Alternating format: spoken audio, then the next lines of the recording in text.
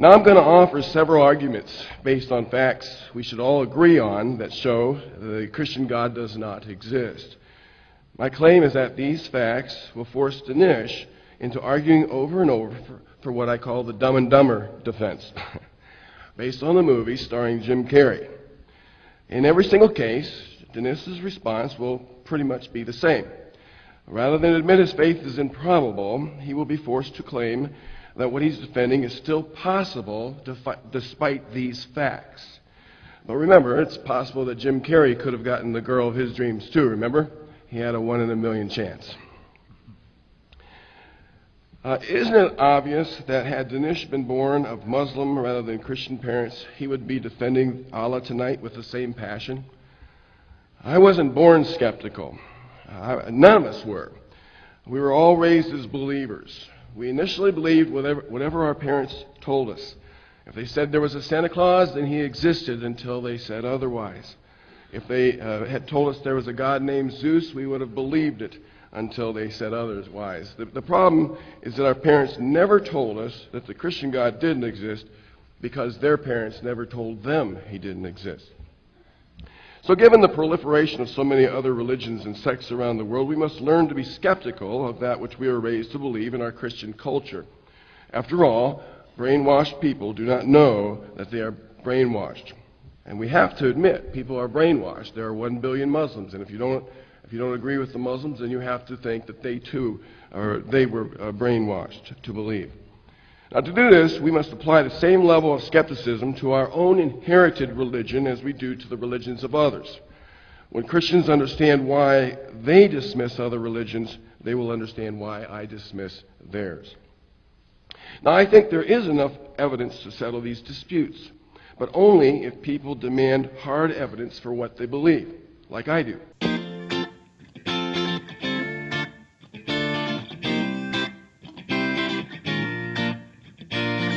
Hike Talk is a new show dedicated to breaking the stigmas attached to taboo topics that are considered uncomfortable, in hopes to educate and spread awareness, comfortability, and understanding.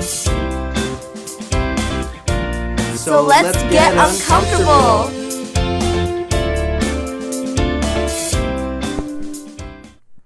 Welcome back, everyone. Well, the moment you've been waiting for is here. He wrote a book called How to Defend the Christian Faith, Advice from an Atheist. His name is John Loftus. He's a leading atheist writer and thinker, a former evangelical minister and Christian apologist. He had ministries in Michigan, Illinois, and Indiana, and taught at several Christian and secular colleges, but now he's an atheist. So let's welcome to the show and find out what's happening here. Welcome, Mr. Loftus. Well, nice to be here. Thanks for having me. Yes, we had a great time last time. I think it was last year when we spoke, and we're going to speak again today with your new book coming out, How to Defend the Christian Faith, Advice from an Atheist. I can't wait to get into this.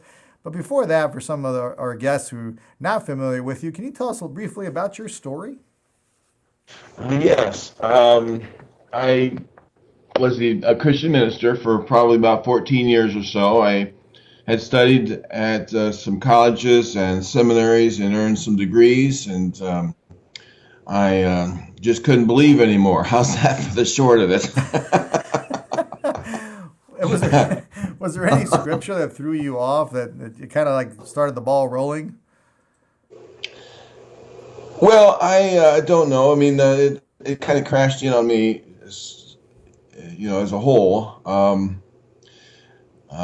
What intrigued me was the passage in Genesis that talked about God creating the earth the sun, the moon, and stars on the fourth day of creation, and I just couldn't harmonize that with science.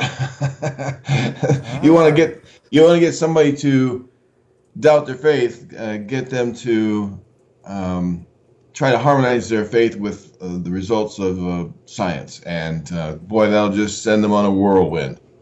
Did you feel at that moment that maybe it was more of a cultural explanation of things they could not explain than a divinic creation or divine creation?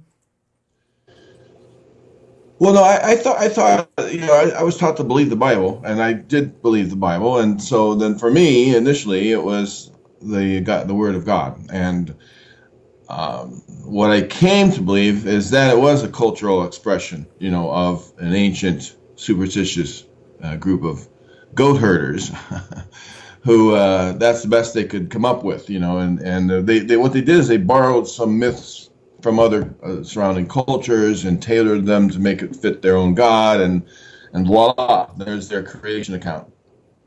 Yeah, we've heard that a lot. I know the other argument as well, some people say that they don't like that argument. I've heard the one about some things you just can't explain, they're beyond our knowledge. Did you find that irritating as well? Well, there are things we can't explain, but when we can't explain something, I think the virtue of authenticity demands that we simply say we don't know, rather than trying to make stuff up and feel confident about having the right answer when there's no evidence for it at all. Let me ask you this. I know you're familiar with Bart Ehrman? Yes. I know for him, things really started going awry when he started looking at all the different manuscripts and the different editing and the reasons behind editorial revisions that they did on the Bible and the different Bibles that came out. And then when he realized that the first gospel was written 80 years after Christ had passed, did those things start weighing on you as well, or no? Well, it's been a long time ago, and I've killed a few brain cells since then. but yeah, they did. They have their play on me. I didn't realize what I was doing when I was revising my theology based on all the knowledge that I was gaining. And so, yeah, I knew about those passages in the Bible. The New Testament was edited. We know this. I mean, that's standard scholarship now, and Bart Ehrman knows that. And in the seminaries, they're teaching us that Matthew's account is an edited account, and so is Luke's, and so is Mark's, and so is the Gospel of John. We know that these authors or compilers edited and come up with their stories to fit a particular vision of Jesus that they had wanted to present. I mean, and that never bothered me, I guess, as a Christian. I just kind of thought that, well, maybe God had, he wanted to present 4 different pictures of Jesus to reach 4 different groups of people or something like that. No, it didn't bother me as a Christian. It only bothered me later when I read, I think Bart Ehrman actually said this. He said, if we have 4 different versions and more, what we don't try to harmonize them. We try to look at them at face value and see what they're saying. And in some cases, in many cases, like for instance, the Gospel of Luke knows nothing about the guards at the tomb of Jesus, and it knows nothing of the sealing the tomb. It knows nothing of those details. And so what we've got to realize is they didn't necessarily know of each other. I mean, not necessarily that case, but and they just you don't harmonize them. They're just making stuff up as they go. Sometimes it's based on tradition, sometimes it's based on oral tradition, sometimes it's based on a document that we no longer have called Q. And how that affects when it comes to what we should believe. I mean, we wouldn't believe what it says if those were the same conditions in a courtroom case. Well, we have a document here, it's been edited, it's like a recording, say a piece of recording, and the 15 seconds is missing, in the tapes. Well, wait a minute, why is that the case? So no, it didn't bother me then. It does now quite a bit, especially when it comes to the manuscripts that have clearly been doctored up. Bart Ehrman documents that as well. Yeah, but it was fascinating reads, definitely fascinating reads from Bart Ehrman, as well as your books. And before we get to that, one more question I wanted to ask you was, in a spectrum of things. In other words, we have a spectrum. We have a Christian who believes in God. Way over here is the atheist. And there's the agnostic right in the middle, kind of. You went from one end to the other. I know Bart Ehrman went from one end to agnostic. What made you go all the way down to an atheist and not stop at agnosticism? Well, I think Bart describes himself as an atheist. Does he now? Now, okay. I think so. But yeah, agnostic seems kind of like a nice halfway place, but it isn't. An agnostic is confusing sometimes what an agnostic is. But if you take it that an agnostic is someone who doesn't think that any religious answer is true, nor does it think it can come up with a good alternative, then they're at least half right. I mean, because you ask an agnostic, do you think that Islam's true? No. Do you think Christianity is true? No. Do you think Hinduism is true? No. We don't think they're true. Well, then, but if you turn around and you ask them, well, what do you think is the case? Do you think metaphysical naturalism is the case? Well, I don't know. Do you think Platonic naturalism is the case? Well, I don't know. I really don't know how we got here, but I do know this, that those other religions, they don't hold up to scrutiny. They don't have any evidence for them. There's no reason to accept them at all. They're not quite like deists who will say something like, well, God created the universe, and now we're left on our own. They say we don't know whether God created. We don't know whether there's this nebulous God out there at all. But what we don't agree with is that there's no revealed religion. You ask them, you'll never find a single agnostic say, well, we think that maybe Hinduism might be true. I mean, unless they're saying, well, we think that there might be some case for a nebulous God, is what they might actually say, which actually puts them in my camp, because I say that there might be some kind of God. I just don't think the probability exceeds, single digits. Whereas an agnostic might say, well, maybe there's some kind of God or supernatural force out there, but they would want to say, well, maybe the probability of that might exceed or might hang around 40%, or 45%, but they won't say that there's some kind of revealed God, or that any revealed religion or any revealed book in the ancient superstitious world is the case. That's good. I like that. I like the definition. Let me ask you this. Do you, I can't remember now off the top of my head. I know there are some atheists out there, and I think Bart Ehrman falls in this, but I'm not sure. So I don't want to be quoting him on this. But some atheists do believe, look, I don't believe in God, but I know other people who do, and it benefits them quite a bit. So I'm not here to discourage them at all or to make them not believe in God. Is that where you lie on this as well? No, I think everybody ought to be an atheist. You want to what?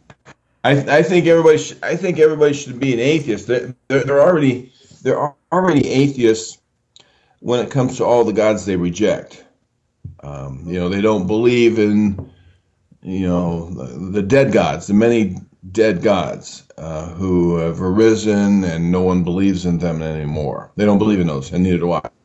And if they're say if they're of one sect, say a Christian, if there's some kind of liberal Christian, then they reject all the other religions. They reject all the other gods, but that particular religion, that particular religion's God. So the rejection is the easy part, and we all do it. We all do it for the same reasons, and that is because there's not sufficient evidence for this God or that God, this religion or that religion. I mean, a lot of them will reject Scientology, so they already know what it means to reject something. That's what an atheist does.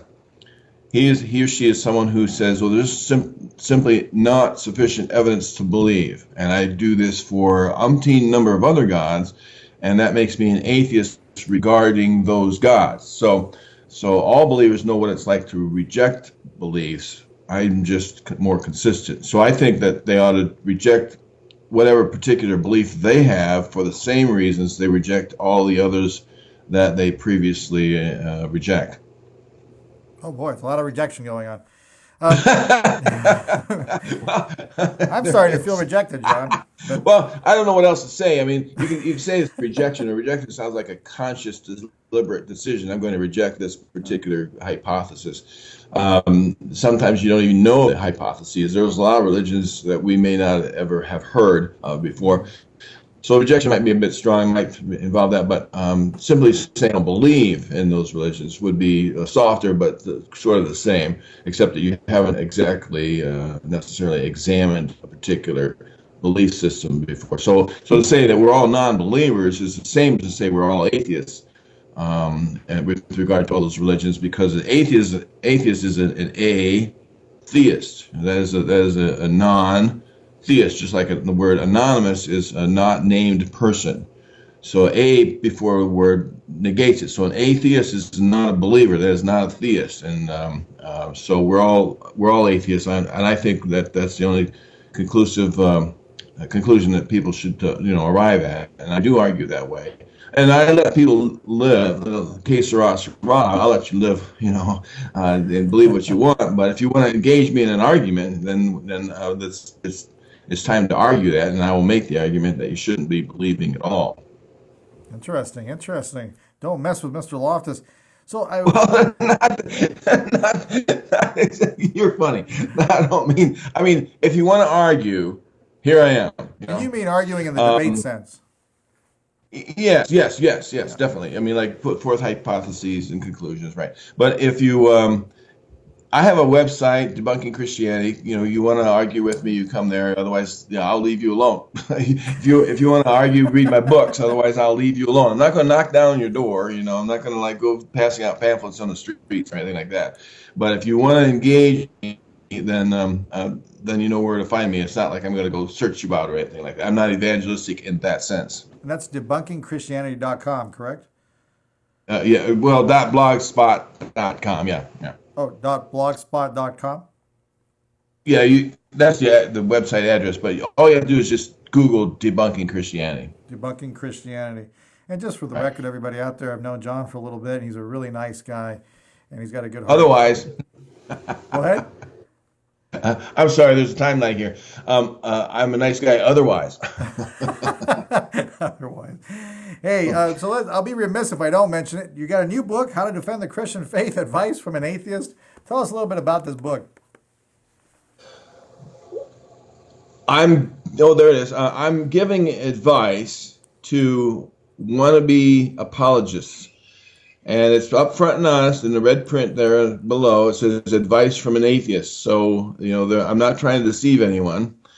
It's an attempt. Yeah, it's not. It's for people who want to be challenged. That is like people who want to argue. If you want to argue, then there's the book. Pick it up, and then maybe, you'll be argued with, and you can respond and argue back. But I'm giving them sincere advice in basically the first part of the book, where if they want to actually defend God and his ways, then here's a roadmap, something you should consider doing and take seriously. One of the chapters is titled, you ought to get a good education, for instance. And in that, I talk about, don't go to theological schools where they teach apologetics programs. Because just think about it. You just graduate from high school, and you've been raised to believe in a particular denomination, and then you go to that denomination's college, and that denomination's college has an apologetics program, and it teaches you how to defend what faith. What faith is it going to try to help you defend? Well, the one you've been raised to believe in the first place, the one that seminary teaches, the one that seminary is, seminary of your particular denomination. So that's not really being a seeker of truth. That's another chapter I have in the book, and that is be an honest seeker of the truth. And an honest seeker of the truth wouldn't go to those colleges because you never know that you were raised to believe correctly. See? So what you would really want to do to get a good education is to go to a college that challenges your faith. I say if there's a particular area that is challenging to your faith, then I challenge them to go and study at those institutions with the leading proponents of those ideas, and listen to the professors, read the professors' required textbooks in that particular area. It could be anthropology, it could be cultural anthropology, it could be evolution, it could be other things, or biblical studies, in a secular college.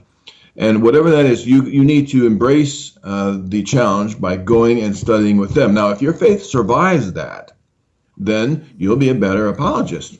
I mean, how better to become a good apologist but to face the challenges head on and not run with your head, your tail between your legs into a particular college that's going to teach you how to defend something you were raised to believe.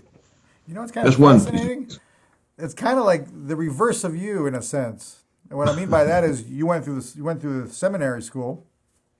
You learned everything. You didn't go in thinking already as an atheist, but you came out with this knowledge of Christianity.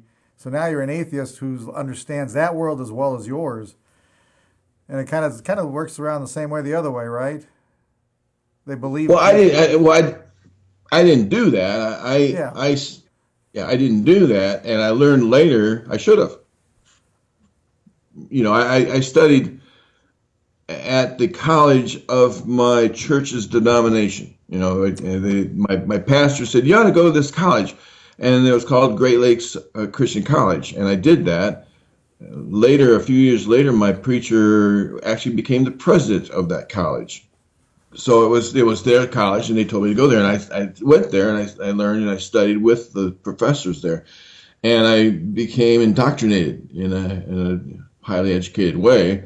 And I kept on studying. I kept going on to more and more of my same denomination's colleges, and learned to become an apologist for my denomination is basically what I did. And I'm saying you should not do that. You should first and foremost be a seeker of the truth, come what may, come what will. Find out what the truth is, and then decide what you want to defend. That's interesting. I know, because also there's a slight implication of that people do fall in the trap of confirmation bias, right? Where they take information that they believe only that supports their belief and dismisses anything in the contrary. Right, and I think that's the thing to avoid. And if you go to college seeking to confirm what you were raised to believe, then why should you be surprised if you defend what you were raised to believe? That's not being honest. I'm saying that's not being a real seeker of the truth. So many of us have actually gone that route, like Bart Ehrman, you had mentioned that, Bob Price, myself, others. And we've gone that route, and we later came to believe that we, realized that we were wrong. So why not find out the truth before you decide to become an apologist and see what you're going to apologize for? Now, you said there was two parts to the book. What's the latter part of the book? Yeah, the last two parts I give tongue-in-cheek sort of advice, where I point out what some of the best Christian apologists are doing, and I say, now, if you want to be an apologist, you better listen up and do it just like they do, or not do it at all. Now, I don't think apologetics can actually be done successfully and reasonably. So the first part is, here's how you want to do it if you want to do it right. Of course, the underlying tone there is that it can't be done right. If you follow my advice to become a good apologist, then you'll realize you can't do it at all. That's the argument, and they'll catch that. And then this part two, I talk about some of the things that all known apologists have done so far, to my knowledge. Things like